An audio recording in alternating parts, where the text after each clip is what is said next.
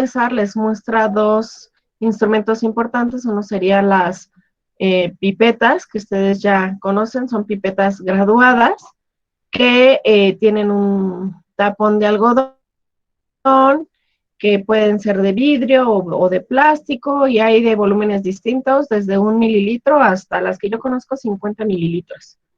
Que pues ya el grado de error puede ser muy, muy grande en esas pipetas. Y el otro sistema son estas micropipetas que observan ustedes ahí, que son muy parecidas a las que utilizó el doctor para impregnar los discos. En estas pipetas, pues a nivel de microbiología, pues sí podríamos incluso utilizar a lo mejor las de 50 mililitros, no es muy recomendable por lo que les digo del error, pero las más comunes pueden ser las de 1 mililitro, las de 2 mililitros, las de 5 mililitros y las de 10 mililitros. Esta que tiene aquí el doctor es de 50 mililitros y fíjense cómo la toma con 3 de sus dedos. Ahorita no importa que la recargue aquí en el dedo anular, pero se tiene que tomar con 3 dedos. ¿Cómo pueden tomar los volúmenes? Ustedes pueden tomarlo directamente con la boca, aunque en realidad ya está prohibido. Y el otro mecanismo por el cual pueden tomar estos volúmenes son utilizando estos propipetores. Este es un émbolo que atraviesa a lo largo de la pipeta. Este lo sacan de aquí para hacer el proceso de succión y luego ya pueden hacer el proceso de dispensado con esta ruedita de acá. Entonces, cargado y dispensado. Bueno, hay muchos tipos de este tipo de propipetores. Otro tipo de propipetores que ustedes ya conocen son estas de hule, que venden hasta en la farmacia París, ¿no? Hay de triple entrada o de una vía, de 3 vías o de una vía. Y bueno, esos ya las habrán utilizado en otros laboratorios. Lo que nos competen justamente son las micropipetas. Existen varias marcas, todas son un instrumento de alta precisión que nos van a permitir medir desde 5 mil, hay de 5 mililitros, esta que es por ejemplo de 1 mililitro, hay de 200, de 100, de 20 y en este caso hasta de 2 microlitros, ¿no? Como pueden ver aquí en el video, en dependencia del volumen que mida, el tamaño del tubo de la pipeta o el grosor del tubo de la pipeta, pues va a variar. Obviamente esta que es de 1000 microlitros, es decir, 1 mililitro, pues es un poquito más gruesa. Y cada una de ellas tendrá que ocupar un tamaño de punta en específico para que quede acoplada perfectamente y ustedes no tengan fuga de realizar la toma de la muestra. Entonces, aquí el doctor les está presentando la micropipeta de 1000 microlitros, cuya escala nos la presentan aquí en la tapa. También nos presenta un código de color que nos permite después ya como mentalizarnos al tipo de pipeta con la que intentamos trabajar e incluso lo podemos asociar un poco con el color de puntas que necesitamos. Este espacio es para que les pongan ustedes una etiqueta personalizada que si es que lo necesitan. Y bueno, esta micropipeta va de 100 microlitros a 1000 microlitros. Esto quiere decir que el proveedor nos garantiza una correcta medición de 100 microlitros a 1000 microlitros. En experiencia del doctor, pues él recomienda de 150 a 200 para arriba, porque finalmente tenemos otro tipo de micropipetas que nos miden de 10 a 100, de 50 a 200, que pues ya metemos mucho menos error que medir 100 microlitros con esta micropipeta. Entonces, una vez que ustedes se dan cuenta del volumen que van a medir, pues ya podrían ajustar el volumen de uso en una pantalla que suelen traer todas las micropipetas. Para este caso, ustedes tienen 3 números consecutivos en esta parte de aquí, de la micropipeta, y pueden observar el volumen que ustedes quieren cargar. ¿Cómo cambian el volumen? Lo pueden hacer directamente desde la tapa, desde este botón, perdón, o de otro botón negrito. Ahorita lo veremos con más detalle en el video. El doctor lo puede hacer girando esta perilla negra que trae aquí, o esta perilla blanca para ese modelo de micropipeta. Fíjense aquí la escala. A ver si hacen otro ahí. Si observan, hay 3 posiciones. Como esta ya acá arriba, nosotros vimos que es una pipeta de 1000 microlitros, la posición número 1 nos va a marcar los billares, ¿no? Las centenas y la siguiente. Entonces, en realidad aquí, aunque vemos un 100, en realidad sabemos que para esta micropipeta estamos marcando 1000 microlitros, que corresponderían ciertamente a 100 microlitros. Si yo quisiera, por ejemplo, 500 microlitros, o sea, medio mililitro, tendría que poner aquí 0, aquí 5 y aquí 0. Poner la siguiente escala perdería un poco de sentido porque lo máximo que ustedes pueden medir aquí son 100 microlitros. Entonces, para 100 microlitros, ustedes tendrán que poner aquí 0, aquí un 1 y aquí un 0. Entonces, pues pierde sentido poner las unidades en esta micropipeta, porque ya meteríamos demasiado error.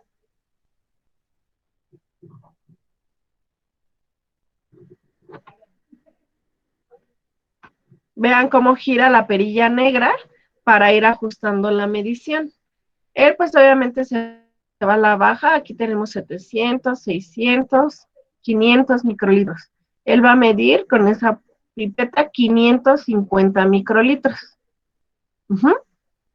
Entonces, una vez que ajustan el volumen, van a tomar la punta con la cual van a tomar el líquido a medir.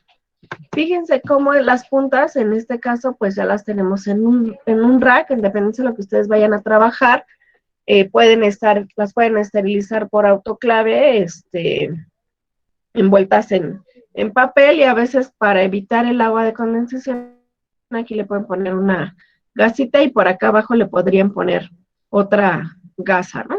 Ahí es como se acostumbre el, el usuario.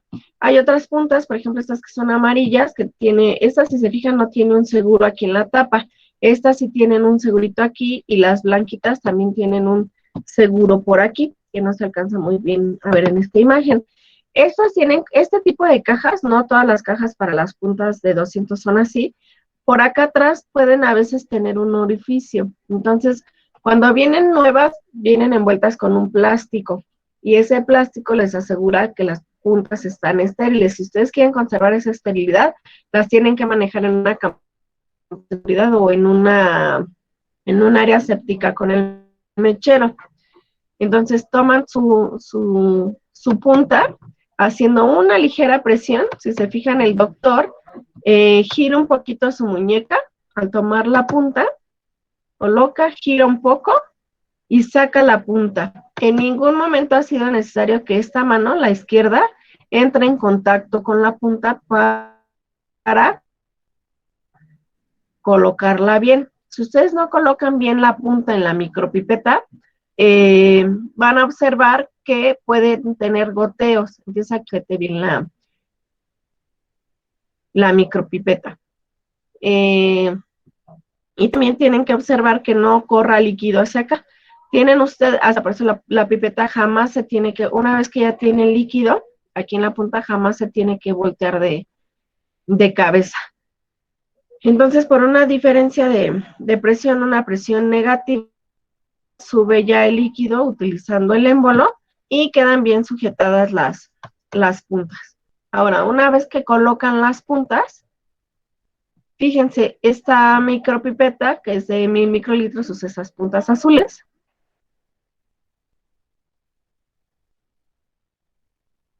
Y hay 2 métodos de pipeteo. Estas micropipetas tienen 2 topes, un primer tope y luego un segundo tope duro. Las técnicas que va a mostrar el doctor es llevar la pipeta antes de meter la punta al líquido que vamos a tomar. Llevamos al primer tope, colocamos la pipeta en el recipiente.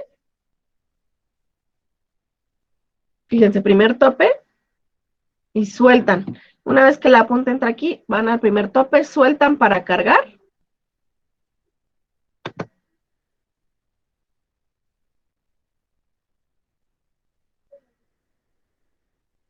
Cargan más o menos el líquido.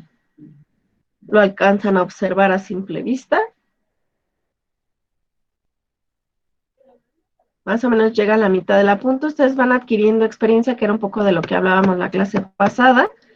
Y van conociendo su marca de punta, van conociendo su marca de micropipeta y a ojo ya podrían saber si en realidad ahí están midiendo medio mililitro o no. Bueno, 550. Para descargar, ustedes lo pueden hacer por las paredes del recipiente, depende de qué es lo que pipeteen. Y fíjense cómo siempre queda un remanente aquí muy pequeñito en la punta. ¿Cómo descargan? Ahora volviendo, ven que ponen al primer tope, meten la pipeta, sueltan para cargar, sacan la punta de la primera solución y para descargar primero lo hacen en el primer tope, pero en ese primer tope siempre queda este remanente. Ese remanente lo sacan utilizando el segundo tope que trae la micropipeta. Y si vieron cómo automáticamente se descarta ese volumen, fíjense aquí en el video, ahorita que se el acercamiento, segundo tope, y cae la gotita.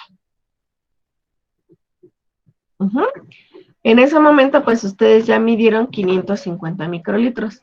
La segunda estrategia con la que ustedes pueden pipetear es hacer lo contrario. Antes de tomar la solución, llevan el émbolo al segundo tope.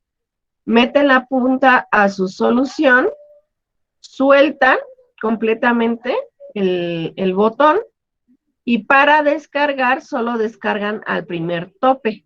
El resto del reactivo estrictamente se tendría que desechar, ¿no? Una vez que un reactivo entra en contacto con alguien, teóricamente no debe de regresar a su stock original. Hay quienes pues se aventuran y pues lo regresan al recipiente original. Lo que en realidad se debe de hacer es descartarlo y tirarlo. El método más común es el que les mostró el doctor César justamente por este desperdicio de reactivos. Y vean cómo además las micropipetas traen este otro botón acá arriba. Les voy a quitar esto. Aquí arriba tienen del lado lateral un botón que conecta directamente esta parte metálica de la punta y que permite la expulsión de la punta. Lo presiona, baja esta parte metálica de aquí y expulsa la punta en un recipiente que ustedes ya destinaron para desecho de puntas y que después pasará a un proceso de esterilización si es que las puntas así lo requieren. Si no requiere esterilización, pues solo se desecha y listo. Entonces, pues ahorita ya les presento esa pipeta de 1000.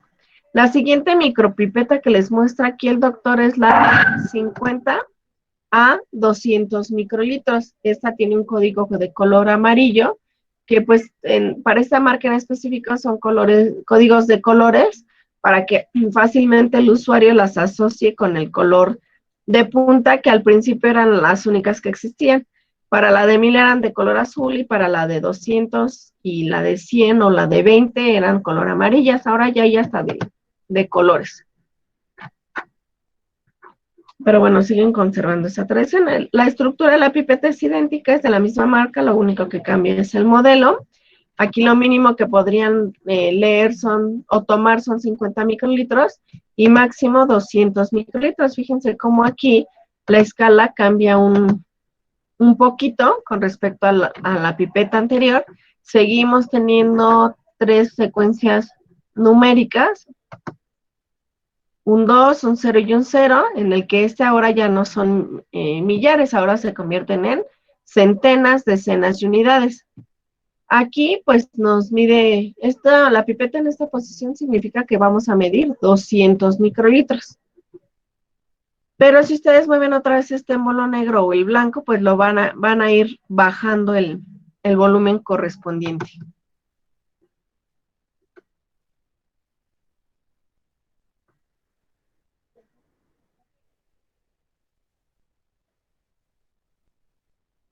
Ahí, por ejemplo, el doctor estaba en 160 hasta llegar a un volumen de 150 microlitros. Ahí la pipeta pues es más delgadita, cambia el doctor de puntas, abre la cajita.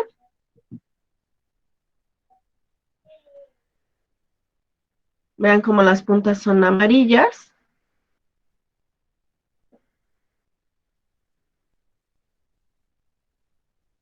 La toma igual sin utilizar la otra mano, toma la solución y ya el usuario, pues con experiencia, va a ver que a determinada marca, esa pipeta con esa marca de puntas, el líquido tendrá que llegar justo aquí al borde. Si esto ocurre, quiere decir que nuestra pipeta está leyendo pues los 150 microlitros. Como usuarios se van familiarizando y van conociendo sus puntas y ya más o menos van sabiendo si existe algún error en el pipeteo. Toman el líquido, otra vez lo descartan al segundo tope.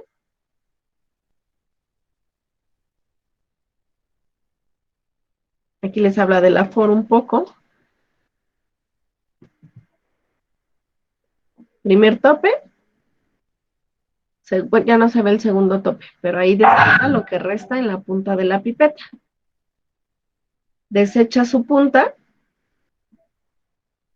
y vean cómo jamás entró en contacto su mano con las puntas. La siguiente micropipeta es una P20. Aquí en la etiqueta no nos marcan cuál es el valor mínimo de lectura, casi siempre es de 2 a 20 microlitros. Otra vez tiene su parte dispensadora y tiene también su escala. Tiene un código de color amarillo, lo cual nos indica que tenemos que utilizar puntas amarillas. Tomamos nuestra punta.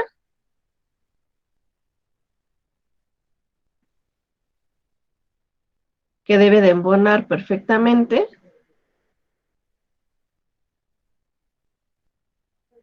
Y pues tomarán el volumen correspondiente como ya lo ha mostrado con las otras dos micropipetas.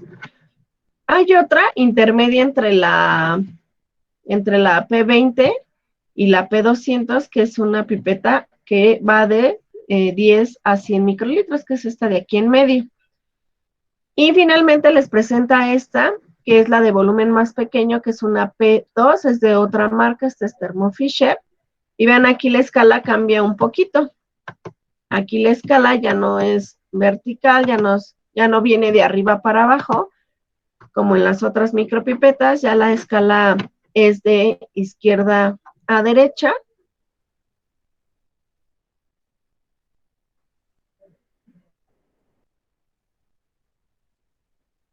Aquí.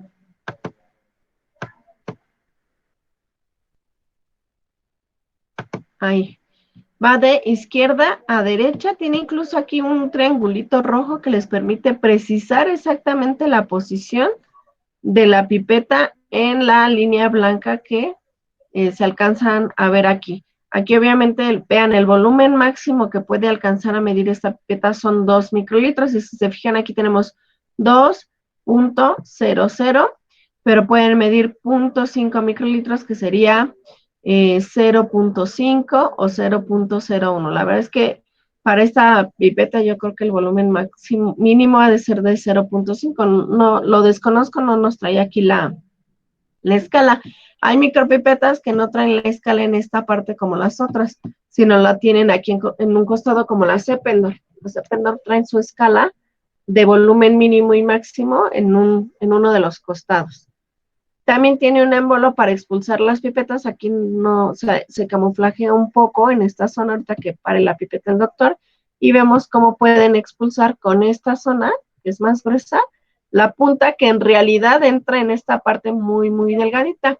Obviamente, dado el grosor de la micropipeta, el tamaño de puntas pues son más pequeñas.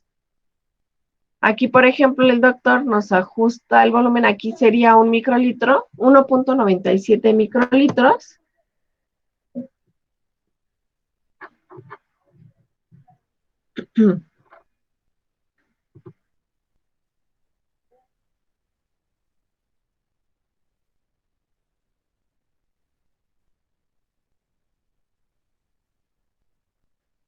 Y lo ajusta a un microlitro. Toma la punta de la misma forma. Vean qué pequeñita es la punta. Bastante, bastante más pequeñita con respecto a la de 1 mililitro. Toman su 1.5 y también pues hasta aquí, vean. No, en este caso me dio un microlitro. Vean para que se den más o menos una idea de a qué corresponde un microlitro.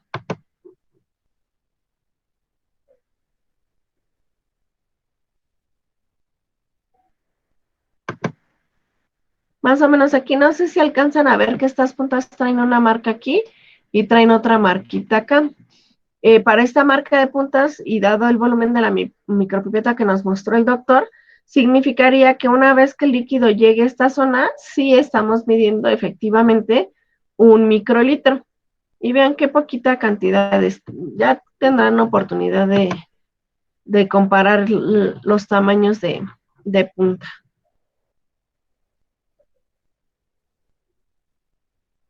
Y pues uno se acostumbra cuando trabaja a este tipo de volúmenes, más o menos puede ir prediciendo cuando la micropipeta ya falló y hay que mandarla a mantenimiento correctivo.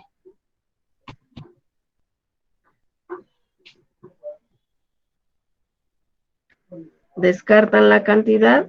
Vean, está en cámara lenta para que ustedes alcancen a apreciar cómo cae la gotita. De hecho, el video ni siquiera lo logra captar, ¿no? Entonces uno lo que tiene que hacer a veces con volúmenes tan pequeños como 0.2 a veces es tocar la superficie, una superficie limpia del recipiente en el cual vamos a depositar para asegurarnos que el volumen en realidad esté depositándose en el recipiente. Una de las preguntas que nos hacían era cómo podíamos saber si una micropipeta estaba midiendo bien. Además de la técnica del peso, existen estas puntas largas, que son puntas calibradas y que ustedes colocan en la pipeta. Estas pipetas vienen como graduadas, tienen diferentes marcas y vienen en un estuchito que les va diciendo cuál es el volumen que tendría que corresponder con respecto a la marca. Dependiendo de la micropipeta, pues tendrán que, o sea, si es de 1000, 200 o de 2, tendrán que cambiar las puntas. Y aquí les muestra el doctor la cajita. Y vean cómo la primera línea sería 0.5 microlitros, 1 microlitro, 2 microlitros, 3, 4, 5 microlitros, 10 microlitros, 50, 100 y 150. Esa punta que nos muestra el doctor nos serviría para ver si una pipeta de 100, por ejemplo, una de 10, también hay pipetas de 10 microlitros o una de 2, están funcionando adecuadamente. Tal vez una de 200, pero lo máximo que podríamos asegurar que está bien medido es 150. Ya de 150 a 200, con esta punta de pipeta, pues sería difícil asegurarlo. Entonces ustedes ya le ponen la punta, perdón, a su micropipeta y de acuerdo al volumen que van a medir es el lugar al que tendría que estar llegando el líquido que están tomando con esa pipeta. Cuando se ve que ya hay fallas en el pipeta, pues tienen que mandarlas a reparar. Muchas veces es costoso la reparación porque adentro de las micropipetas traen unas banditas, ¿no? Unos aritos de goma que se pueden ir desgastando, ¿no? También tiene un sistema de resortes que también se pueden ir desgastando con el uso. A más uso de una micropipeta, pues el desgaste es mayor y obviamente la frecuencia con la que ustedes tienen que hacer esta corrección es mayor. En este caso utilizo la P200, lo ajustó a 150 microlitros y pues compara la pipeta con su escala y ve que efectivamente en la línea más larga sí está midiendo 150 microlitros. Fíjense cómo aquí todas las pipetas están diseñadas para dejar un espacio entre la entrada de la micropipeta y el volumen máximo a medir con esas puntas. ¿Por qué? Porque el líquido jamás tiene que entrar en contacto con la pipeta. Por eso les decía, hay puntas que les venden con un filtrito aquí para que en caso de cualquier situación o emergencia, si ustedes llegan a voltear la pipeta o cualquier cosa, lo que se moje sea el filtro y no la parte interna de la micropipeta, porque se empiezan a acumular sales, se empiezan a acumular incluso microorganismos. Si ustedes estuvieran trabajando en condiciones de esterilidad y resulta que esta micropipeta por dentro ya tiene bacterias, al inclinarlo y ustedes ni siquiera se dan cuenta, tocan aquí adentro y ya contaminaron su cultivo puro, por ejemplo, ¿no? O su cepa tipo. Entonces hay que tener mucho cuidado con puntas, con cómo se maneja obviamente la micropipeta, cómo se manejan las puntas y más si no tienen filtros. El uso de de filtros, pues protege tanto a la micropipeta como a la solución en la que ustedes van a depositar el líquido o la solución original de la cual pipetearon el líquido en cuestión.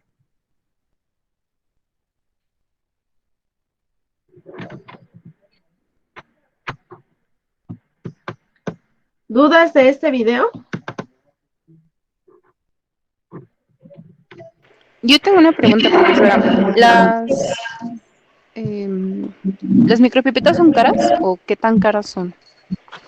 Pues cada vez están más económicas. Al principio sí eran muy, muy caras. No sé, un juego de pipetas como en 20,000, 25,000 pesos más o menos. Hace rato el maestro Pedro comentaba que creo que ya las encuentran hasta como en 750 pesos. Entonces, ahí ustedes tendrían que ponderar si las mandan calibrar. Las calibraciones y los mantenimientos preventivos son caros. Y muchas veces ya después de 3, 4, dependiendo de la marca de la micropipeta, ya no quedan bien. Entonces, a veces se considera si pues mejor se compran otro juego de micropipetas. De las mejores son, por ejemplo, las Cependor, que además fueron como de las primeras marcas que ustedes podían comprar en micropipetas y pues siguen considerando ese prestigio. Hay otras pipetas que se llaman pipetas multicanal, en el que a través de un mismo canal, por decirlo así, ustedes pueden tomar varias muestras a la vez. Las más comunes son de 8 canales, como esta que les muestro aquí. Vean, esta es marca Ependor. Y ustedes pueden tomar hasta 8 veces el mismo volumen. Es lo mismo, ¿no? Aquí ustedes modifican el volumen que quieren tomar. Y pues esto suele ocuparse mucho para hacer técnicas en microplaca, que son plaquitas con 96 pozos, que a lo ancho tienen 8 pozos y a lo largo tienen 12 pozos. También hay pipetas de 12 canales, como esta que les manejo aquí con la manita, en la que ustedes pueden depositar así y no así. Las más comunes son esta de 8. Aquí la pericia o la habilidad que se tiene que tener es que todas las puntas entren bien, porque si no saben cargar la pipeta multicanal ni ejercer la misma presión, pueden no estar colocando la misma cantidad de volumen en todas las puntas. Y aquí se complica un poco la cosa porque ven que aquí en la caja pues ustedes ya tienen volumen y luego tienen 96 pozos y luego estar vigilando que las 8 puntas estén correctamente cargadas, la probabilidad de error es mucho más alta, ¿no? Existen esta, por ejemplo, que es de 12, vean aquí hay una pantalla ya digital, en las otras era todavía muy mecánico y existen estas pantallas digitales y existen también ya micropipetas mucho más avanzadas, ¿no? De canales múltiples, que estas son ya pues más para robots, ¿no? Que les pueden hacer o facilitar algunos de los procesos.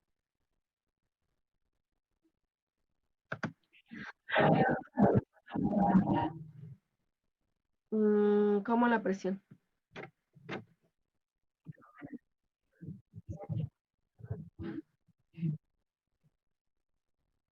No, la presión cuando tomas la punta.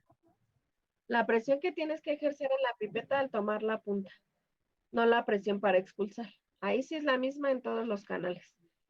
Pero cuando tú tomas la punta, se vieron que el doctor, como era de monocanal, era una pipeta monocanal, giro incluso la pipeta para que entrara bien la punta.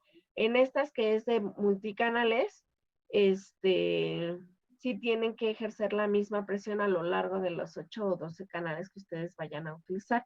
Y eso puede ser un poquito complicado de manipular, porque además a la larga esas pipetas pesan mucho más y la muñeca luego se cansa.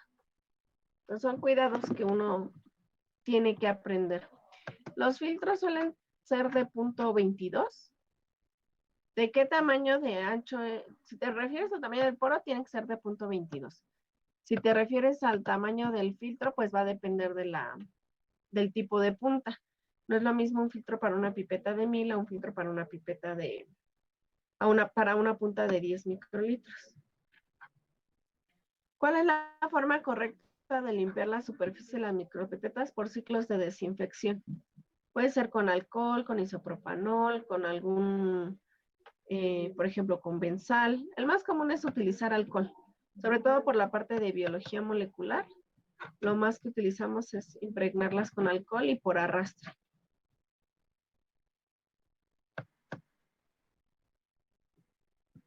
Más preguntas de las micro... En caso de que se llegue a contaminar una micropipeta, si es autoclaveable, pues la esterilizas en autoclave. Y si no, le tienes que hacer un mantenimiento correctivo, porque hay que desarmar la pipeta. A veces las someten a calentamiento.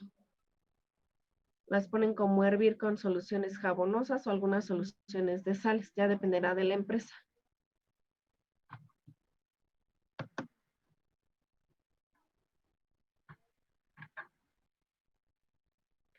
¿Cuáles son los errores más comunes al usarla? Que no gradúen bien. Sobre todo la de 2, hay unas que incluso traen hasta un seguro. Una vez que ustedes fijan el volumen, traen un seguro en la parte de abajo y la tienen que sellar como una llavecita. Porque con el uso, como justamente pipetean con la misma, con el mismo botón con el que ajustan el volumen, conforme van cargando y descargando, se va moviendo el volumen de la pipeta. Entonces, constantemente hay que estar revisando que uno siga trabajando con el volumen que uno cree que está trabajando. El otro es no colocar bien la pipeta. El otro son las puntas.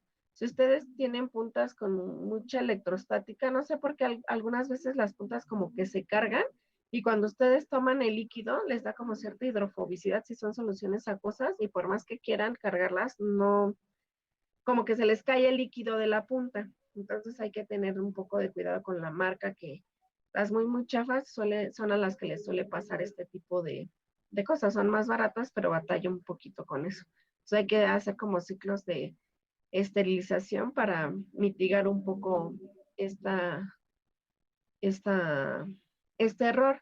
La otra es que no carguen bien, que ya estén tan cansados o que ya se crean expertos y empiecen a hacer las cosas como automatizada y cargan la punta y resulta que la pipeta ya no mide bien. Ustedes empiezan a cargar y descargar o no llevan a tope la pipeta cuando cargan y no cargan bien. O sea, la pipeta funciona, pero ustedes ya no están pipeteando o al descargar esa pequeña cantidad, el segundo tope se requiere más fuerza en el pulgar y que cuando ustedes descarguen, no descarguen bien o que no descarguen en las paredes y en realidad esa última cantidad no caiga en nuestra mezcla de reactivos. ¿Sí? ¿Cómo se tratan las puntillas que ya fueron utilizadas? Como les muestro el doctor en la imagen, ustedes asignan un recipiente de desechos. Si son para esterilizar, etiquetan que unas van para proceso de esterilización y si no, nada más se manejan como material de desecho. Unas se pueden ir a basura municipal y pues si es manejo de RPBI se tendrían que esterilizar. Profesora, ¿me podría recordar cuál era la función de las puntas triple check? Pues bueno, así decía en el empaque. Que tú puedas calibrar tu pipeta.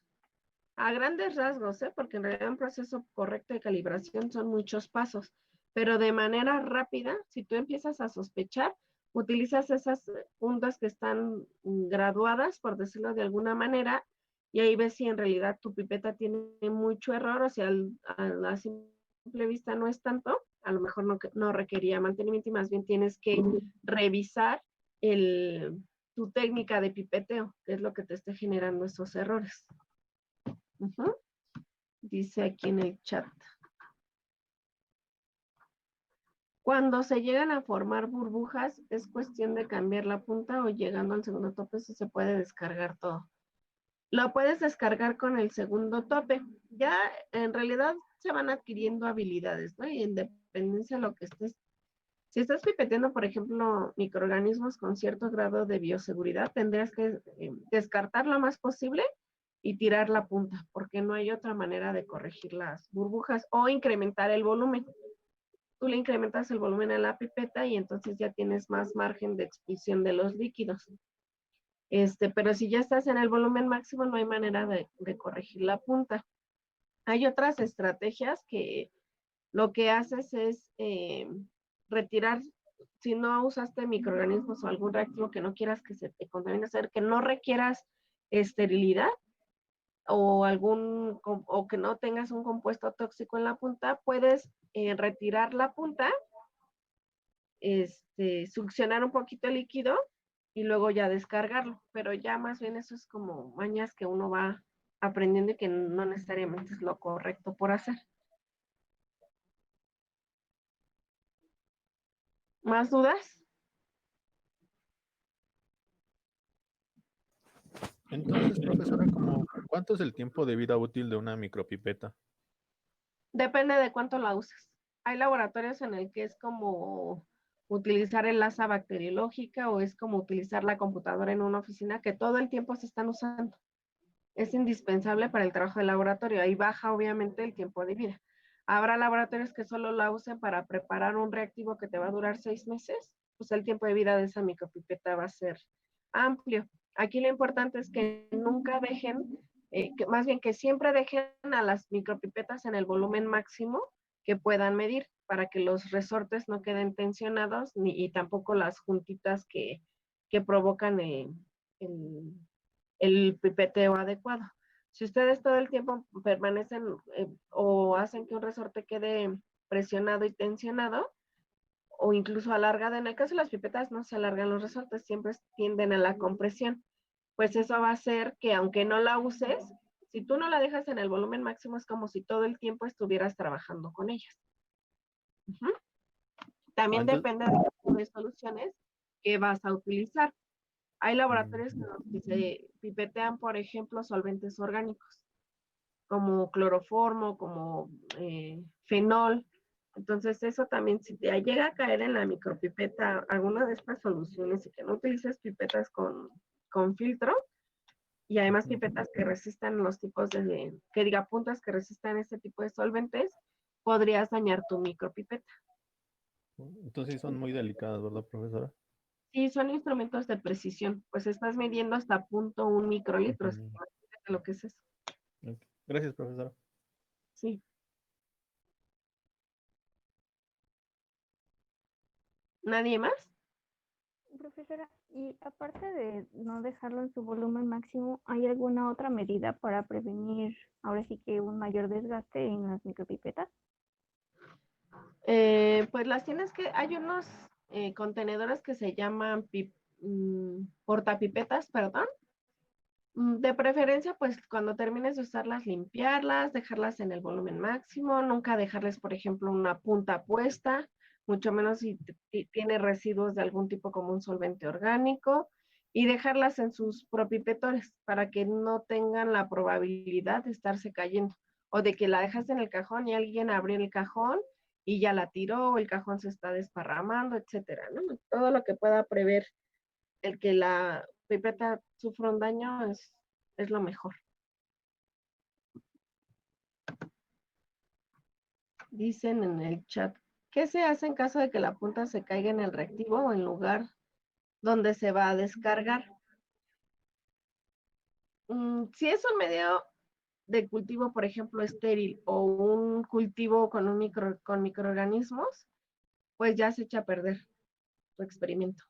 Porque si se fijaron, la punta entra en contacto con una zona de la pipeta. Esa zona de la pipeta está contaminada. Y entonces ya contaminaron ustedes el resto de su experimento. Entonces se echa ahí a perder el experimento. Tendrían que esterilizarlo todo y una vez estéril, pues ya sacar la punta. Si es un reactivo, pues hay trucos, ¿no? De pronto uno no puede meter la manota en el reactivo, entonces lo que podrían ustedes hacer es sacarlas a lo mejor con unas pinzas flameadas, pero eso contaminaría nuestro reactivo porque además si las pinzas no están limpias, etcétera. Entonces, a veces lo que se hace es colocar otra punta en la micropipeta y con eso intentar agarrar la otra punta y después por las paredes ir arrastrando la punta hasta lograr sacarla. Obviamente tendremos que tener al lado algo en el que va a caer la punta si es que está contaminada y no recibirla nosotras en nuestra mano, ¿no? Sino el recipiente en el cual vamos a desecharla. Entonces hagan de cuenta que con la ayuda de otra punta la van a ir arrastrando por el recipiente. Ujú. Son trucos que uno va aprendiendo. O te corre el doctor, ay, porque ya le echaste a perder el reactivo. No, pero le avisas al doctor, doctor, me pasó esto. Porque si los experimentos empiezan a fallar, puede ser debido a que esa pipeta les cayó en ese reactivo. Porque luego pasan hasta 6, 8 meses que nadie sabe por qué no salen los experimentos. Y resulta que es porque alguien cometió un error como ese, no lo declaras y empiezas a hacer pruebas y pruebas y pruebas intentando buscar la razón, y la razón era muy simple y muy lógica como eso, se puede corregir muy rápido, ¿no? Tirando el reactivo definitivamente. Pero eso es más barato que estar gastando otros reactivos para montar experimentos durante 8 meses. ¿Sí me explico? Sí, entonces cuando les pasan este tipo de cosas, siempre avisan. Doctor, se me cayó la micropipeta. Bueno, nada más hay que etiquetarla para tener cuidado. Hay veces que solo hay un juego de micropipetas y no te queda de otra más que seguir usando esa que se cayó. Sí, si se puede, pues la sacas de circulación, la revisas, por ejemplo, con estas puntas calibradas que ya vimos. Si vemos que sigue funcionando bien, pues ya la sigues usando, ¿no? Ya si empiezan a fallar los experimentos, pues vuelves a ver si haces una corrección mayor en la micropipeta. ¿Sí, jóvenes?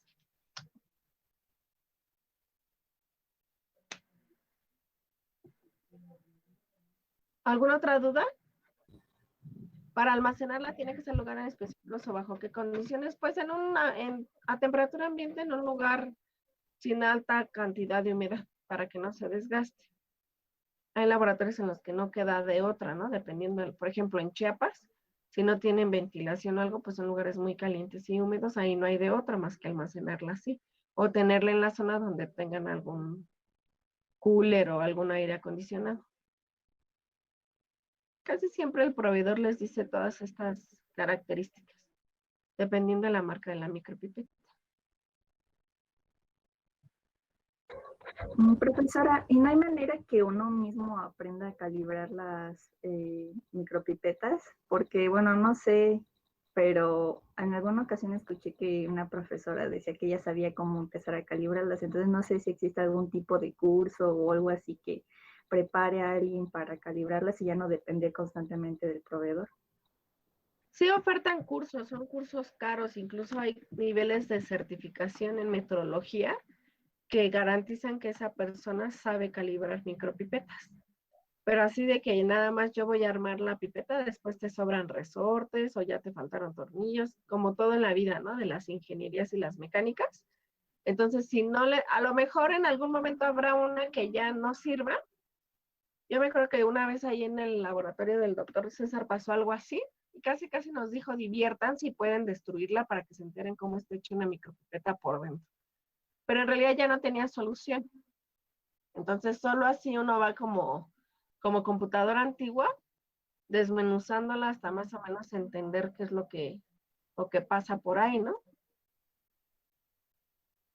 Pero ya algo formal sí tendrás que tomar cursos.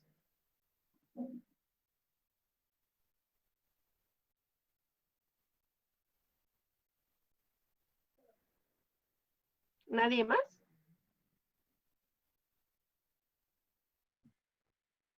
Pues pasaríamos entonces ahora sí a continuar con la discusión de su cuestionario.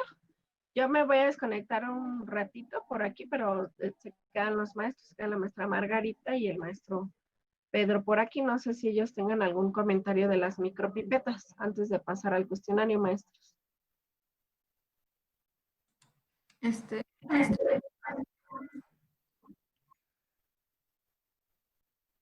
Se cortó, maestra.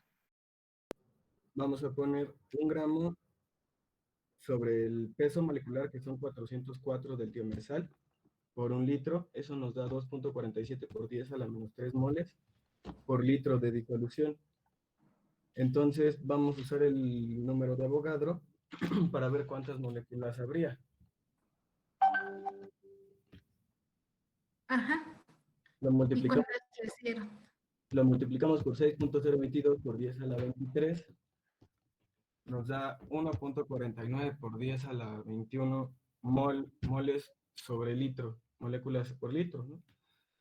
Y lo hacemos igual para el benzalconio, que nos daría 1.7 por 10 a la 21 moléculas sobre litro, por lo que hay menor número de moléculas en el tiomersal, entonces el tiomersal es más potente, bajo la misma concentración están los dos. Bueno, eh, es parcialmente correcta su respuesta, chicos. Ahorita tienen algunos detalles ahí que yo considero, vamos a ver qué dice el maestro Pedro.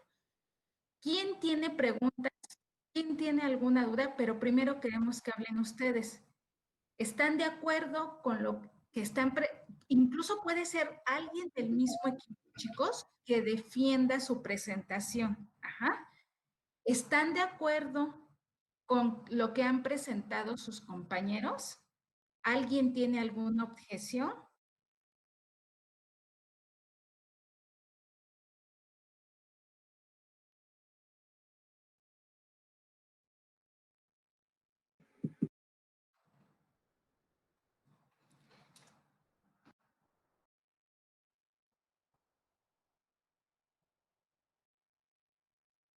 ¿O todos están de acuerdo? ¿Llegaron a esas mismas conclusiones que sus...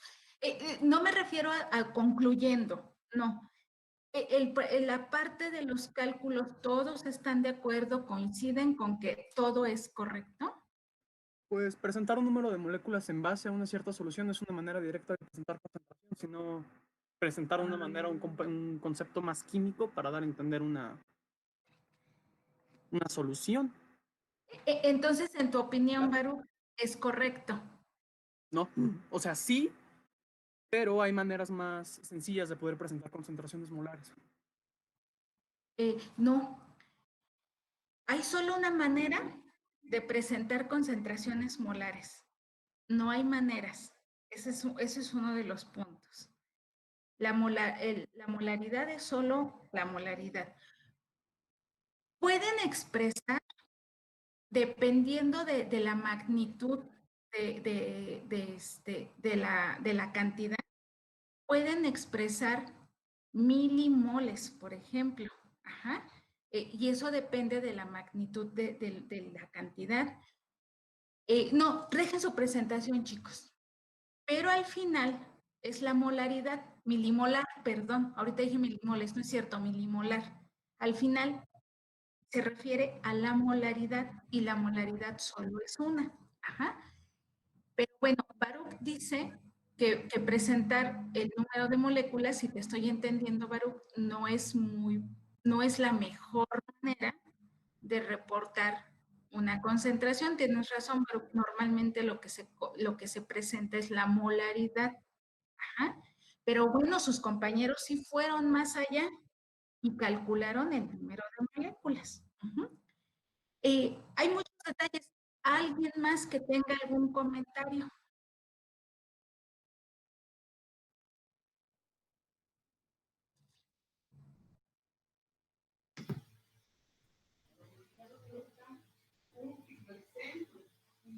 Yo, profesora, creo que cuando tú calculas el número de moléculas y multiplicas, es una equivalencia, ¿no? Entonces tus unidades no te quedarían en moles sobre mililitro, sino en moléculas, ¿no? No es sobre mililitros, dice sobre litros. Exacto, ahí no debería de decir moles. Sí, Cuando esto fue ya el número de moléculas, tiene razón Alfonso, debería de decir número de moléculas por litro. Ellos consideraron que esas 6.22 por 10 a la 23 partículas le pusieron la etiqueta moléculas. Está bien, es aceptado, pero ahí debería de decir moléculas por litro, no moles. Ese es un error. En el sentido estricto de la palabra, es un error grande. Ajá. De hecho, las unidades se cancelan a sí mismas. Moles, gramos sobre litros, sobre una unidad de volumen. Al mol es cancelando la unidad sobre sí misma. No, ahí sí tienes ahí sí debe de haber unidades y debe de ser, como lo dijo Alfonso, moléculas por litro. Ajá. Sí, sí hay unidades. Lo que pasa es que justo No, pues yo las digo unidades... no moléculas. Tú, Yo digo únicamente del no, concepto de mol- también molécula. a eso voy, Baruch. Entonces, vean, la forma de decir una concentración es la molaridad. Eso es lo usual. Ahí tiene razón Baruch. Tiene razón Alfonso en que cuando utilizan el número de Avogadro, lo que debería de estar es moléculas por litro, no moles por litro. Ajá. ¿Qué otra cosa, chicos? Aunque numéricamente todo es correcto, vamos desentrañando porque justo esa fórmula que están usando viene de la definición de solución molar. Ajá. ¿Qué otra cosa detectan en este... No sé si solo yo o ya no te escucho. Sí, sí se escucha. Sí, te escuchan. Se escucha. Ah, eres solo tú, maestra. Pero sí, díganme, porque luego estoy hable y ya nadie me escucha. ¿Qué otra cosa detectan que tiene un poco que ver con lo que decía Baruch respecto a las unidades? Acostúmbrense siempre, chicos, a usar unidades en todos los pasos de un cálculo. Ajá. Desde que empieza hasta que termina. ¿Qué otra cosa detectan ustedes? ¿O ya están de acuerdo con todo lo demás?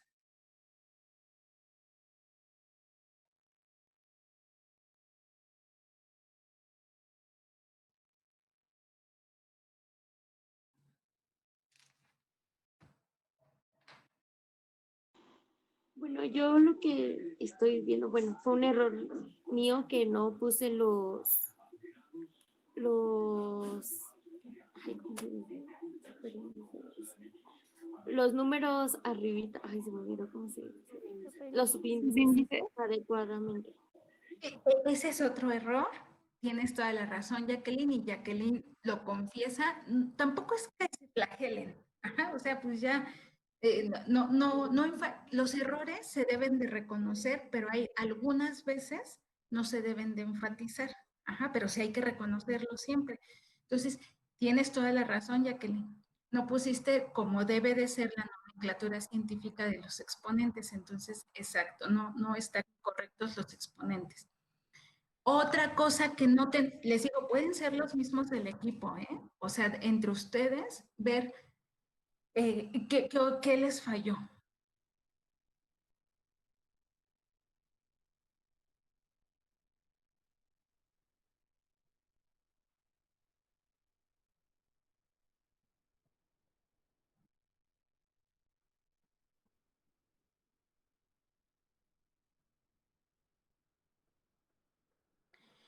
Fíjense, en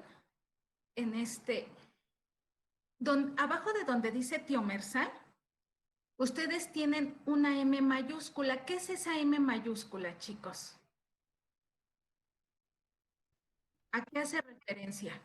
Molaridad. Molaridad. Molaridad. Entonces, la molaridad de una solución es igual a ¿qué?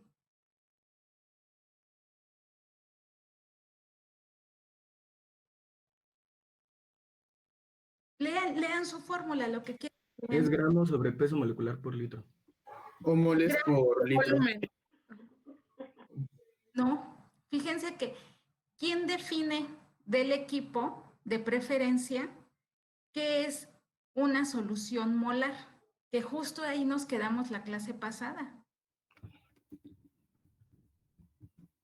Y no sé si Magali está en este equipo, pero Magali dijo, chin, sí es cierto, la clase pasada nos preguntaron eso mismo y en todos estos 5 días yo no lo revisé. Desde aquí me di cuenta que esa fue su expresión.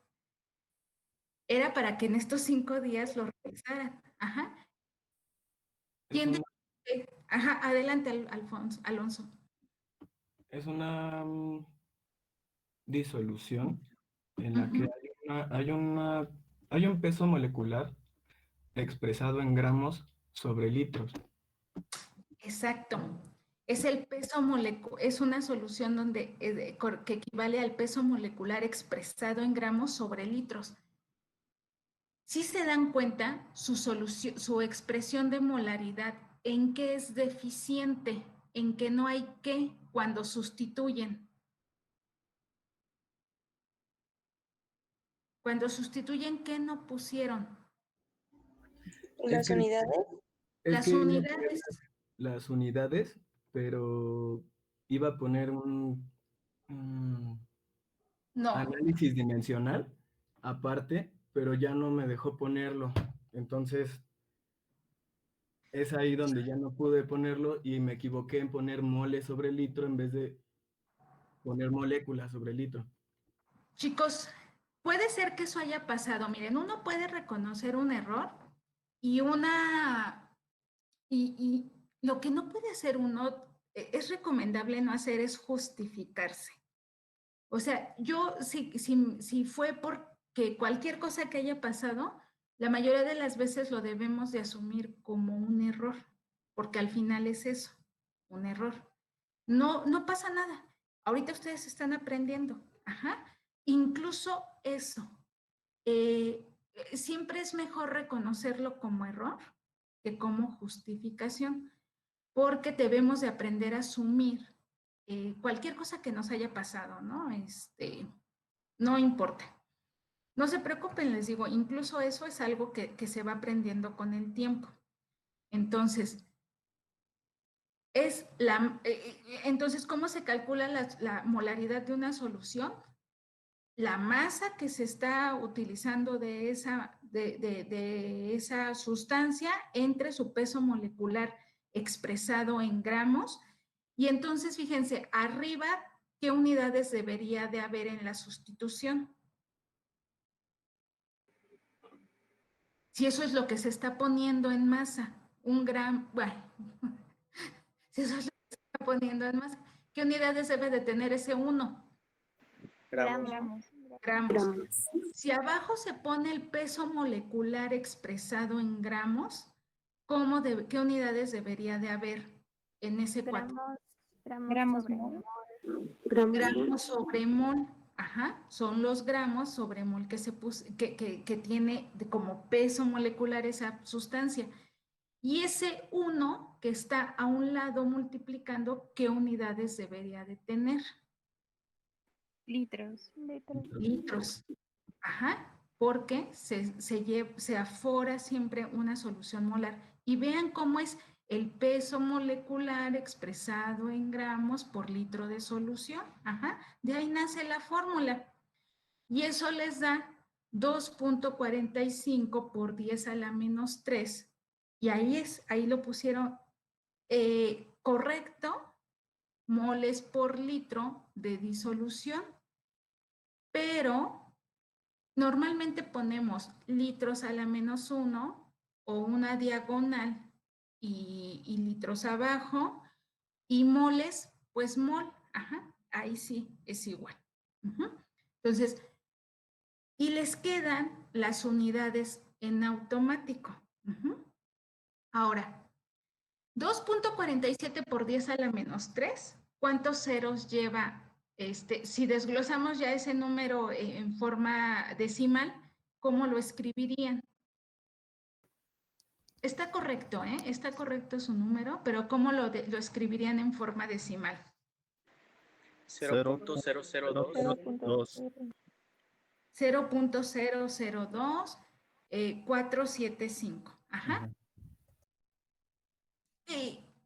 ¿Qué unidades le pondrían a ese 0.002? 0.00247. ¿Qué unidades tiene? Una opción es moles por litro. ¿Y cuál es la que sí nos habla de concentración? ¿Cómo se escribe la concentración cuando uno está hablando de moles por litro? 0.00247, ¿qué?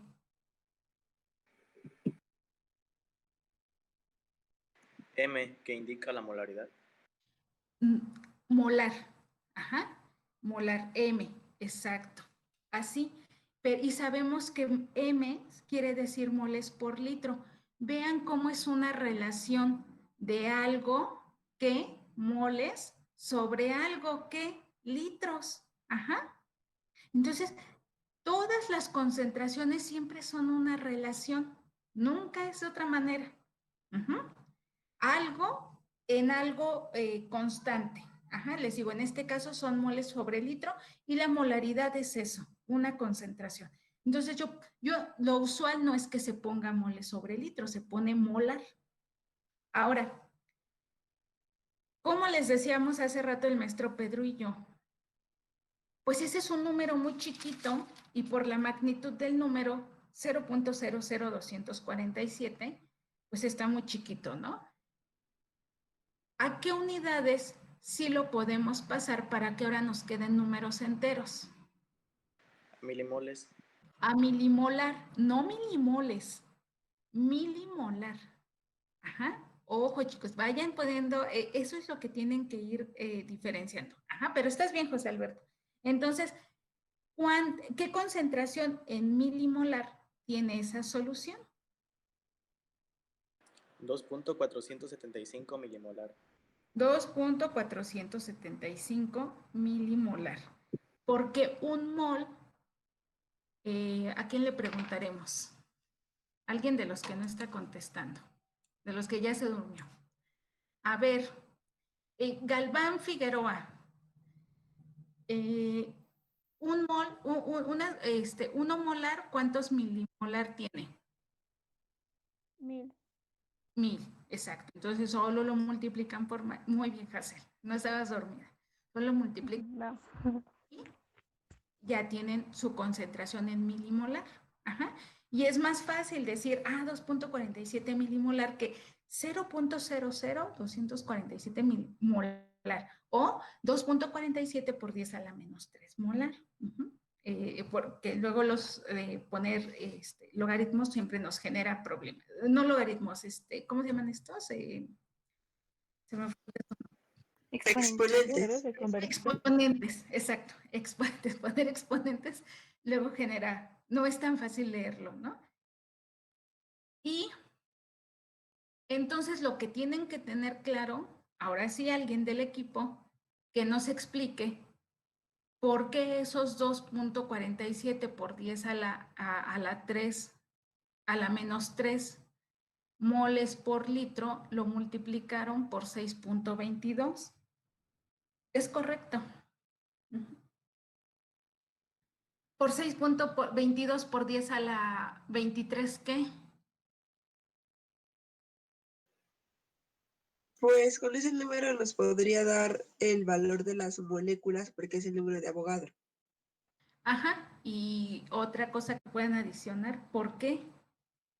O sea, sí es cierto, con ese número nos da el valor de las moléculas, pero ¿por qué?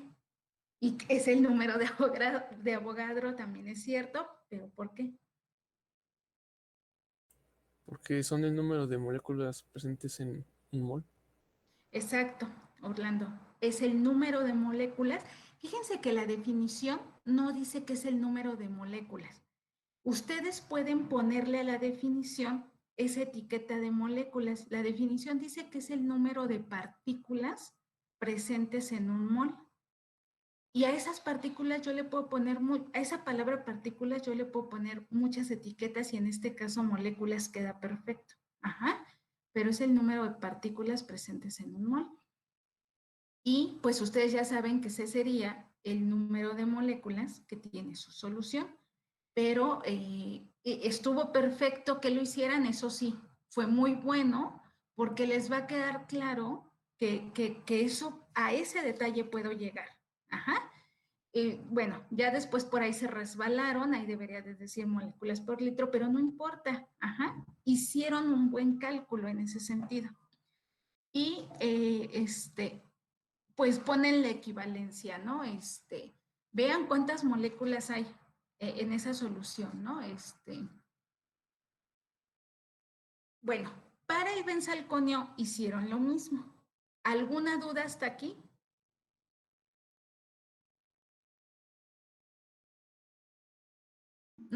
¿No, chicos? No.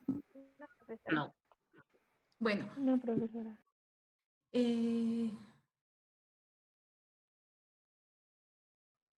Fíjense que abajo, chicos, tienen algo muy extraño. Tienen 1 entre 404 por 1000. Moles por mililitro, sí, está bien. Todavía hasta lo hicieron más chiquito, ¿no? Ese es el problema de hacerlo por mililitro, hasta lo hacen más chiquito el número. Sí, está correcto, nada más que no es la definición como tradición, no es la definición, ¿no? De molaridad por mililitro.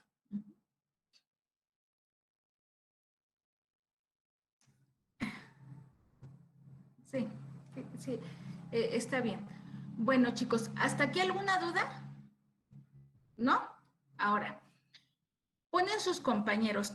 ¿Quién vuelve a leer del equipo su conclusión?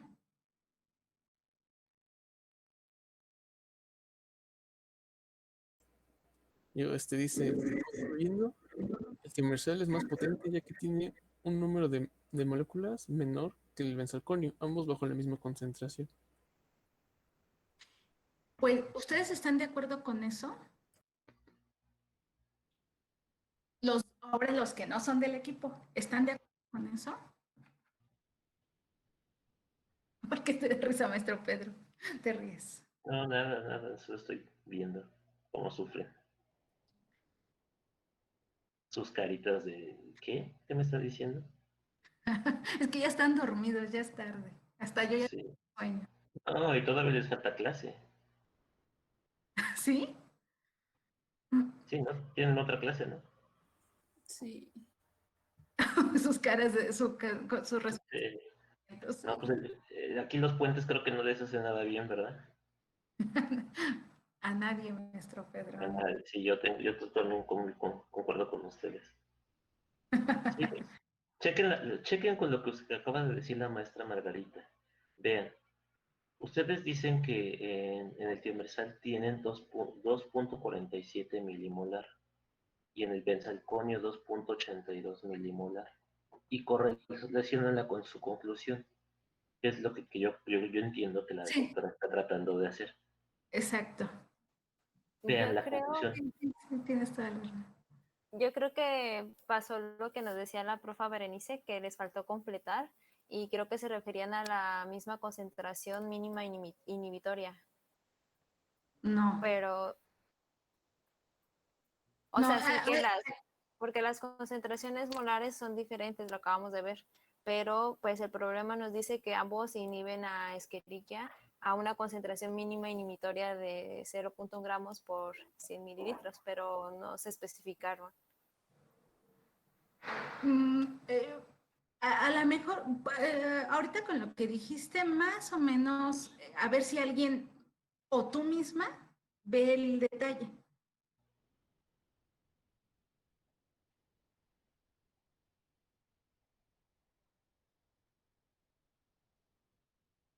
Justamente, miren, si se dan cuenta, este tipo de ejercicios, por eso se llama discusión.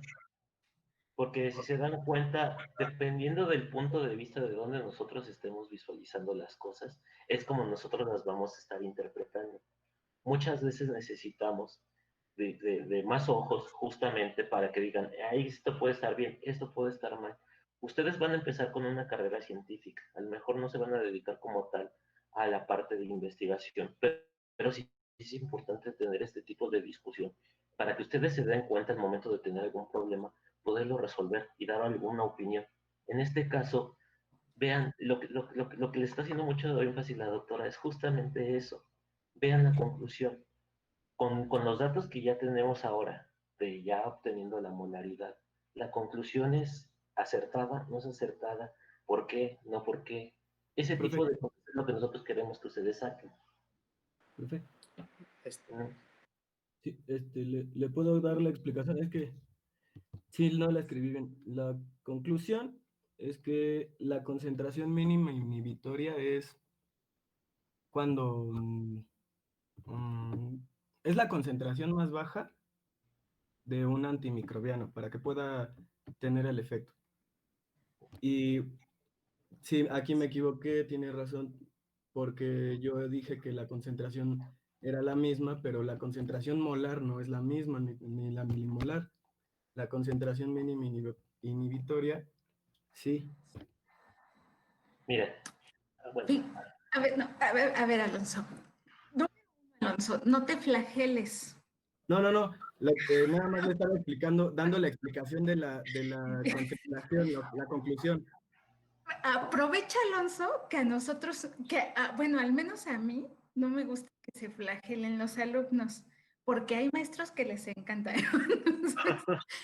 Pero no me flagelo. Yo estoy en contra de la autoflagelación, pero bueno, no te preocupes, Alonso, o sea, no pasa nada. Número 2, ya nos dimos cuenta que el que escribió esto fue Alonso, chicos. Este es otro comentario, ahorita retomamos la conclusión.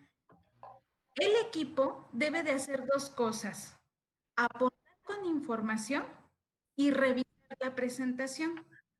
Entonces, yo como equipo, una vez que el responsable, que lo nombramos a la de a fuerzas, hizo la presentación, debe de enviarle la presentación al equipo para que el equipo revise justo si está de acuerdo, número 1, porque es la calificación de todos, ¿eh? Si no está de acuerdo, ¿qué mejoras quiere hacer? Porque ese es el trabajo en equipo, chicos. Y desde ahí empieza justo esta revisión. Entonces, no se preocupen. A ver, Alonso también ya empezó a ver con lo que ahorita les dijo el maestro Pedro. Pregunta número 1 así, súper puntual. ¿Tienen o no tienen la misma concentración estas soluciones? Nuestro Pedro le da risa. Concentración molar, no. Exacto, concentración molar no. Entonces, en conclusión, ¿existe el mismo número de moléculas activas en estas dos soluciones, sí o no? No. No. Puntualmente, ¿hay la misma concentración en esos 100 mililitros? ¿Hay la misma concentración de moléculas activas en estas soluciones, sí o no? No. No. Entonces, en la expresión tienen toda la razón. Gramos sobre 100 mililitros también es una expresión de concentración. Pero quien me dice el número de moléculas activas es la concentración molar, no la concentración en gramos por mililitro. Entonces, cuando a ustedes estén probando un compuesto o vean que alguien prueba un compuesto, aquí lo que pongan atención es que cuando uno lo expresa en gramos por mililitro, puede ser un poco artificioso, ¿no? Porque como sabemos que el peso molecular es gramos sobre moles, pues entonces yo no sé exactamente si en verdad dos soluciones, como tienen peso molecular diferente, en verdad equivalen al mismo número de moléculas. Eso es lo que se pretende que observen con este ejercicio tan bueno que les planteó el doctor César, ¿no? Porque la verdad es un ejercicio buenísimo. Entonces, la mejor forma de que yo compare dos sustancias, pues es viendo el número de moléculas, porque ahora sí estoy relacionando cuántas moléculas pueden tener actividad sobre un cierto número de microorganismos. ¿Ah? Entonces, en realidad, no existe el mismo número de moléculas en esos 100 mililitros de solución, en estas dos soluciones. En realidad, la concentración expresada en moles nos los deja ver muy claro. Y es la mejor manera de comparar dos compuestos expresados en moles. Eso es a lo que queríamos llegar. Porque al final es ficticia esa misma concentración, ¿no? Sí deben de ser sí deben de ser ambos bajo la misma concentración expresada en gramos sobre 100 mililitros. Sin embargo, para ambos la concentración molar, vemos no existe el mismo número de moléculas. De hecho, ustedes sí calcularon el número de moléculas. Ajá. De estas dos soluciones. Y bueno, es obvio que el tiomersal cierta actividad sobre los microorganismos con menor número de moléculas que el benzeno. Ahora, hasta aquí, ¿va más o menos claro? ¿O ya alguien se perdió? Si tienen dudas, pregunten, ¿eh, chicos? A mí nunca me han generado problemas las preguntas. Bueno, luego no sé nada, pero no me genera problema que pregunten. Maestro Pedro, ¿alguna otra cosa que les quieras decir de una vez? O... No, a mí me parecería mejor que ya ustedes como ejercicio y la siguiente clase lo vean, planteen una nueva conclusión de este ejercicio, ¿les parece? O sea, no por ahorita, porque yo creo que redactar eso ahorita o imaginárselo no es como tan prudente. Entonces, a lo mejor ahorita vemos esta parte del ejercicio y la conclusión se las dejamos para el siguiente viernes, ¿les parece? Pero una conclusión... Gracias, profe. Aguas, pero una conclusión no debe de ser negativa, ¿eh? Porque muchas veces tenemos esa muletilla, muchas veces las conclusiones no son negativas, tienen que ser siempre afirmativas a algo, ¿sí? O a algún futuro, algo que se pueda aplicar. Entonces, algo que sí debemos de empezar a practicar son conclusiones que sean positivas. Nada más ese detallito hay que tenerlo en cuenta, ¿vale? Exacto, háganle mucho caso en eso al maestro Pedro. Bueno, en muchas cosas, pero en esa también. Respecto a eso de la concentración mini-inhibitoria, escuchen el nombre, concentración. Y ya Alonso definía, y lo definía bien, que es la concentración mini-inhibitoria. ¿Alguien más que defina qué es la concentración mini-inhibitoria?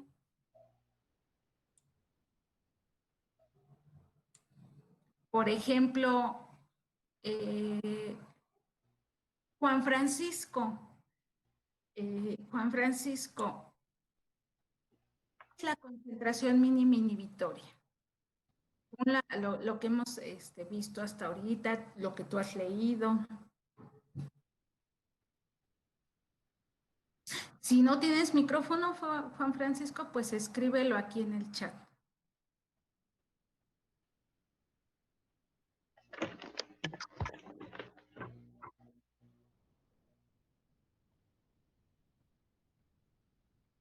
¿No, Juan Francisco?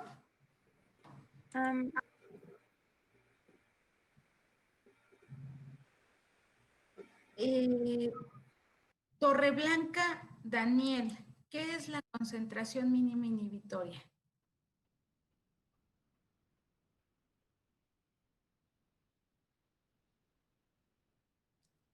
También hace rato su compañera ya también más o menos empezaba a hablar algo de concentración mínima inhibitoria, después Alonso, él ya abarcó un poquito mejor la definición.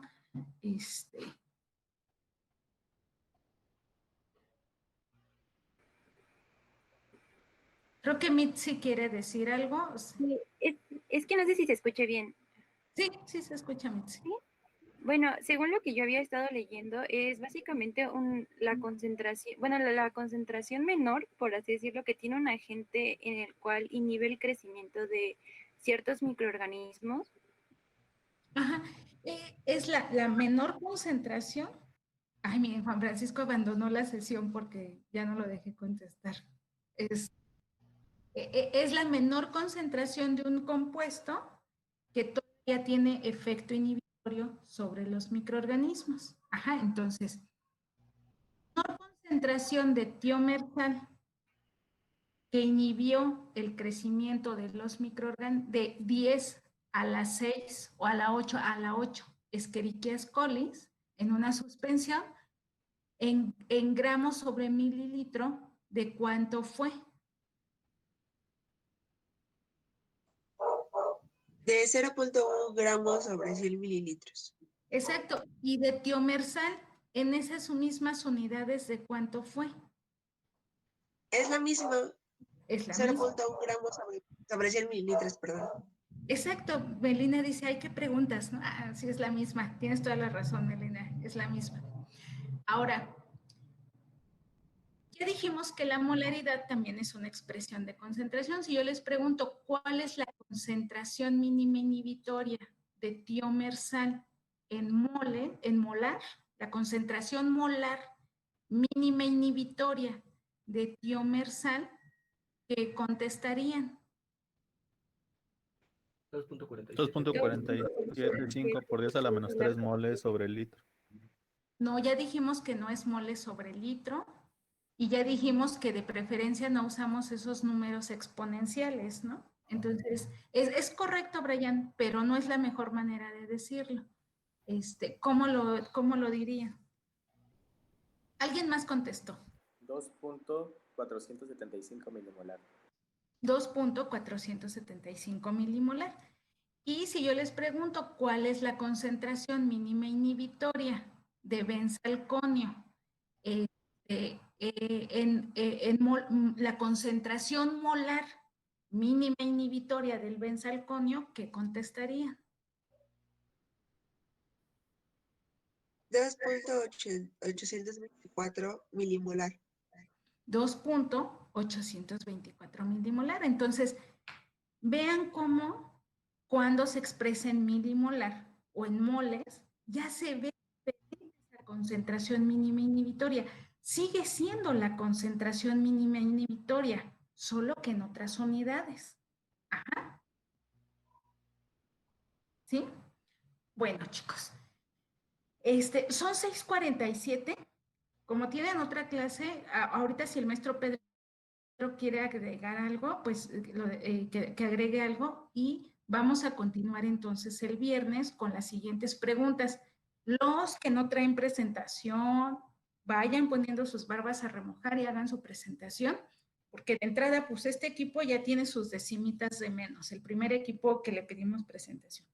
Pero bueno, van a tener oportunidad de terminar esta presentación porque otro equipo lo salvó, y pudimos discutir.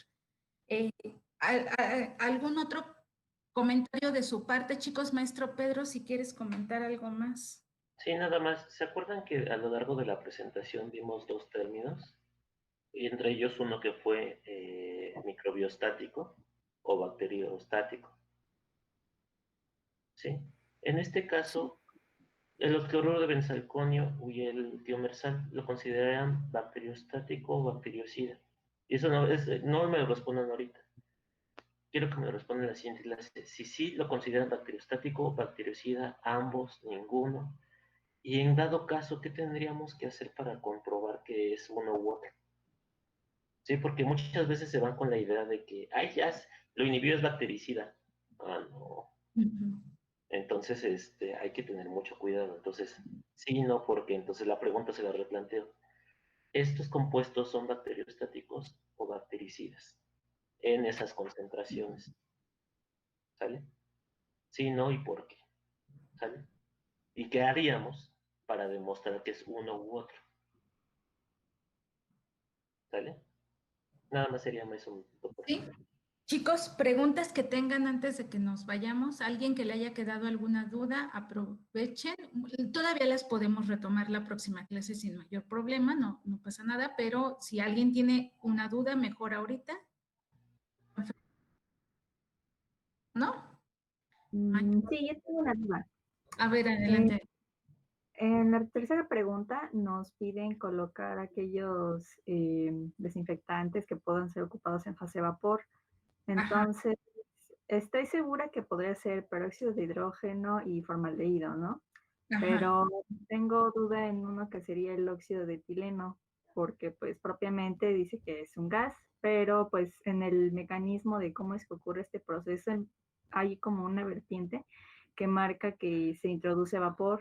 Entonces, no sé si me lo pueden explicar más detalladamente eso. A ver, Angélica, el óxido de etileno sí se usa como de vapor. De hecho, es prácticamente su modo de uso.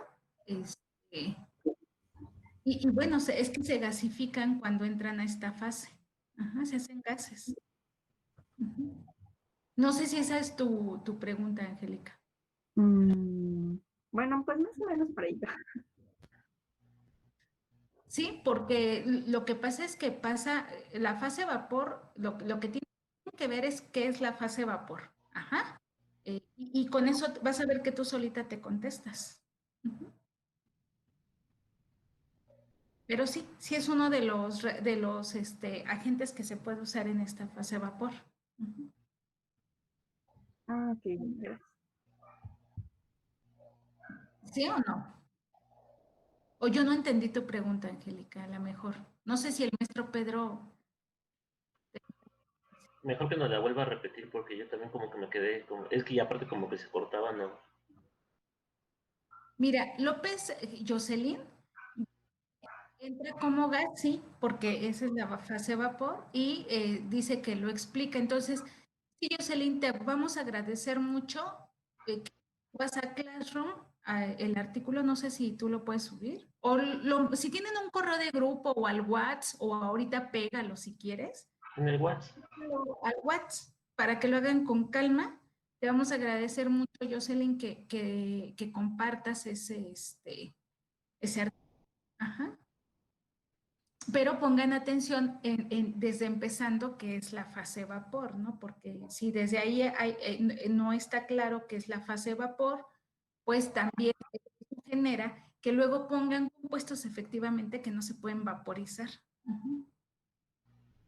Que normalmente no se vaporizan, pero el óxido de etileno sí, sí, Angélica.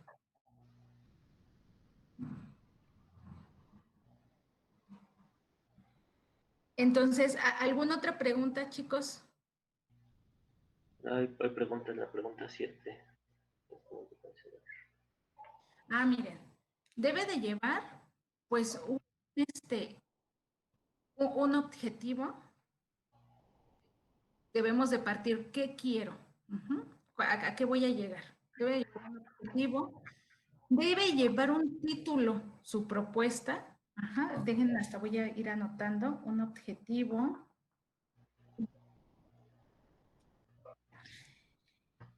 Como ustedes lo que van a proponer es justo el uso de un compuesto, debe de llevar qué compuesto es el que van a proponer y la metodología que están proponiendo para ese compuesto. Ajá. El compuesto, la metodología de uso. Ajá. Y como es una competencia, es una convocatoria, ay, ¿cómo se les llaman a estas? Una licitación, ajá, para ver a quién le damos, quién contratamos, debe de llevar un estudio de costos. Ajá, ese no puede faltar, el estudio de costos.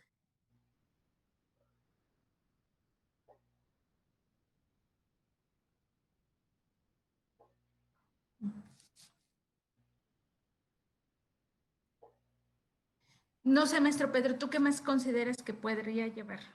El fundamento del compuesto. Perfecto, el fundamento de cómo está funcionando. Así lo vamos a dejar, el fundamento del compuesto, perfecto. Ahorita pueden no ir en orden, ustedes pueden mejorar este orden, ajá, porque a lo mejor antes del estudio de costos pongo el fundamento o primero pongo el estudio de costos, lo que ustedes crean que es más conveniente. Ahí sí pueden mover el orden. Y esta pregunta, acuérdense que se presenta hasta el 13 de este mes, ¿no? De noviembre. Sí. Sí, esta no va a ser para la siguiente clase, es hasta el 13 de noviembre. Aunque tampoco le hagan tan caso al maestro de hasta el 13 porque se va muy rápido el tiempo. Hacen venir investigando. Sí. Es el estudio de costos, pues es que eso es lo que ustedes tienen que ir investigando, Tamara. Pero bueno, Tamara, lo que sí te puedo decir, para empezar, ¿tú qué te imaginas? Mira, Jocelyn sabe todo. Pero creo que ahora es otra Jocelyn, ¿verdad? No, es López Martínez Jocelyn. Jocelyn ya está bastante adelantada en su proyecto. Te pasó una página de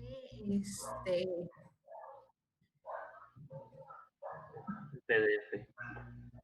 Un PDF que creo que es la lista de la esta lista de los productos autorizados por el equivalente, ¿no? La Secretaría de Protección y Medio Ambiente en México, en Estados Unidos, ¿no? Pero además, ese estudio de costos, pues es en cuánto va a salir, ¿no? Aplicar este producto para solucionar el problema concreto que está en esta unidad hospitalaria planteada, ¿no? Entonces, dice Jocelyn que es para explicar el mecanismo.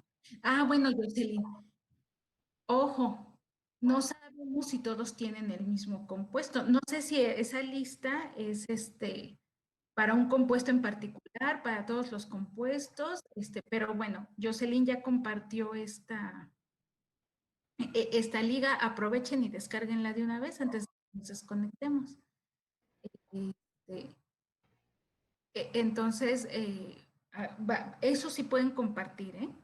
Toda esa información es compartible. Es más, los invitamos a que compartan su información. Entonces, pues ustedes lo que tienen que hacer es cotizar los productos. No es necesario pedir una cotización a un proveedor. Muchos de los proveedores las ponen en sus páginas.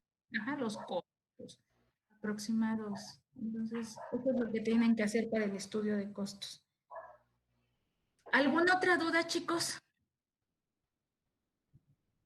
¿No? Bueno, chicos, entonces si ya no tienen más...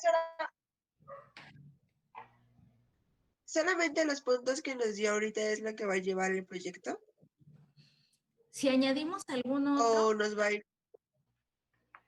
Ajá. No, si añadimos algún otro que consideremos que debamos de añadir algún otro, se los hacemos saber a través del WhatsApp. Ajá. Gracias. Sí. Obviamente, chicos, debe de llevar sus citas y sus referencias. Todo también. Todo. Pueden poner fíjense que el fundamento lo pueden poner en una pequeña introducción. Ajá. ¿Qué compuesto es? La estructura química del compuesto, cómo funciona, qué sería el fundamento, es en una pequeña introducción. Ajá. Pueden poner todo esto en una pequeña introducción.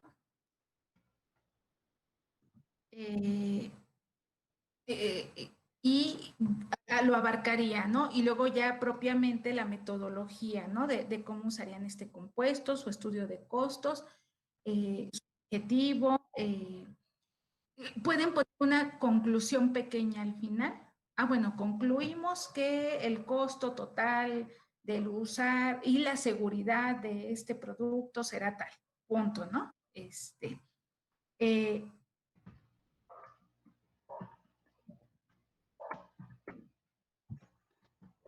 Y sus referencias junto con sus citas y su bibliografía.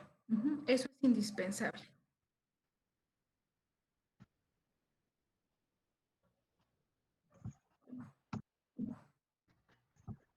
Profesora, yo tengo dos dudas. Sí.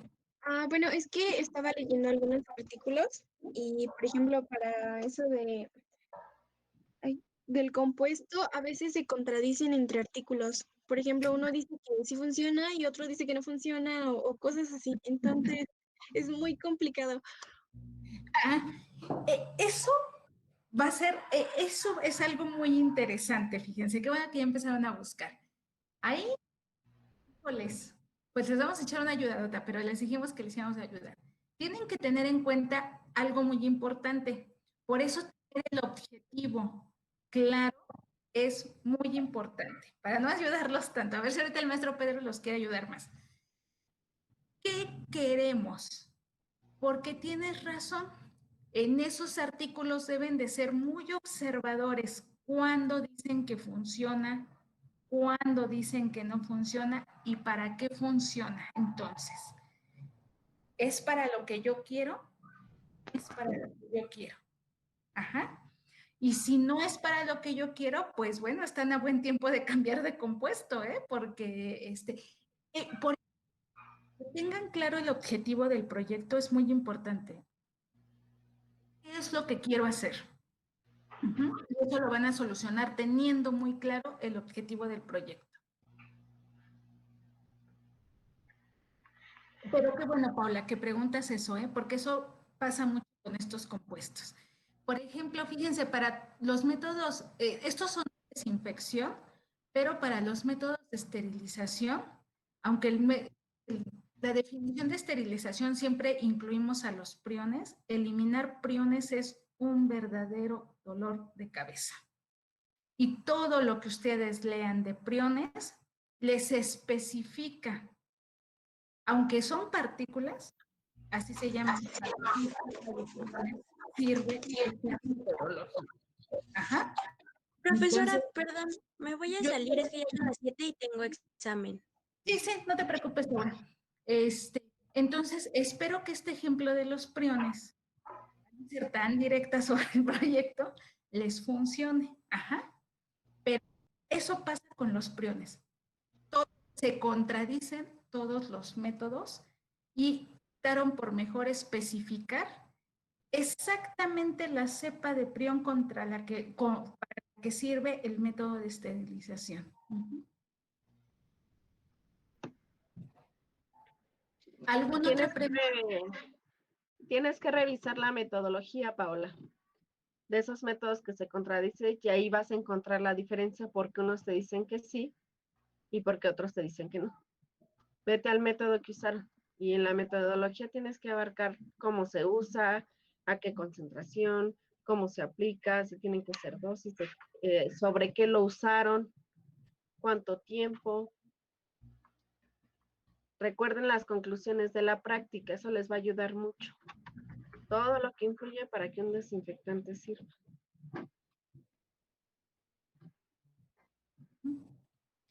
¿Alguna otra pregunta, chicos? ¿No? Bueno, chicos, si no tienen más preguntas, pues entonces ya el maestro Pedro nos recordó que esto es para el 13 de noviembre y pues no lo dejen, porque no falta tiempo. Listo, chicos, pues adiós. Sí, ya no tienen más preguntas. Adiós.